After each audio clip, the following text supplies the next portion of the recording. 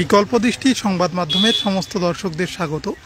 আমরা বর্তমানে রয়েছি ভাওড় থানা গ্রাম পঞ্চায়েতের অন্তর্গত মাসানকুড়া এলাকায়। এখানে কিছুক্ষণ আগেই একটি মৃতদেহ উদ্ধার হয়েছে।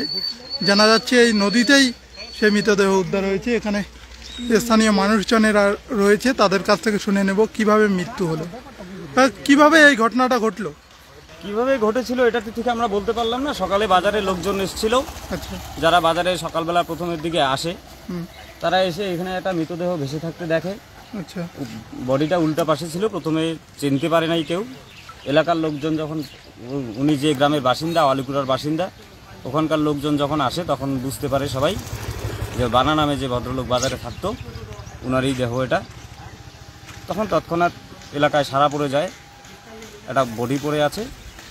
মানুষজন এসে ভিড় জমাতে থাকে, থানায় খবর দেওয়া হয়, থানার পুলিশ এসে দেহ নিয়ে চলে যায়। কটা নাগাদ দেখে এখানকার মানুষজন দেখে মোটামুটি 5:30-6টা নাগাদ, যখন মানুষ প্রথম বাজারে প্রাতঃভ্রমণ করতে করতে অনেকে বাজারের দিকে আসে। আচ্ছা, তখনই অনেকের চোখে পড়ে। উনি কবে পড়তে পারে বলে মনে করছেন? কালকে উনাকে বিকালবেলাও বাজারে দেখা গেছে। আচ্ছা, ওনার সন্ধ্যার পরে রাত্রিবেলায় হয়তো পড়েছিল আর কি। ওনার কি মাথায় কোনো সমস্যা ছিল? না, মাথায় কোনো সমস্যা নেই, এমনি সুস্থ স্বাভাবিক ছিল। কিন্তু বাড়িতে কেউ নেই তো এখন আপাতত।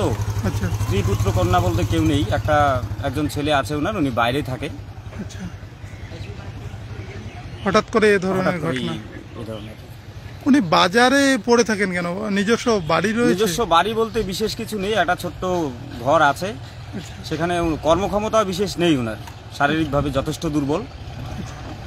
উনি এর জন্য বাজারে এর কাছ থেকে কিছু নেয়, সবাই মানে অসহায় লোক দেখে সবাই ওনাকে একটু সাহায্য করে। ওনার নাম কি?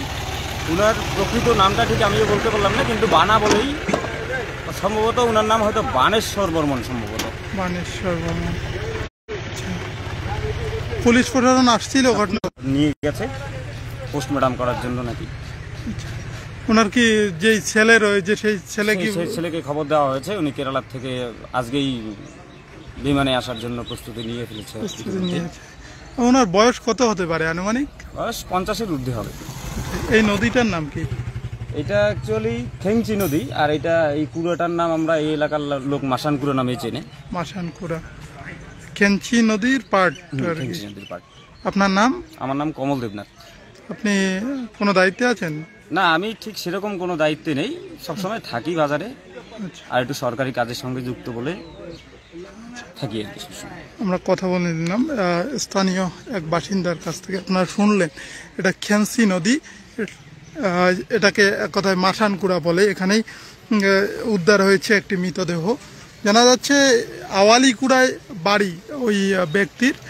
মৃতদেহ উদ্ধার করে শীতলকুচি থানার পুলিশ প্রশাসন তারা থানায় নিয়ে গেছে।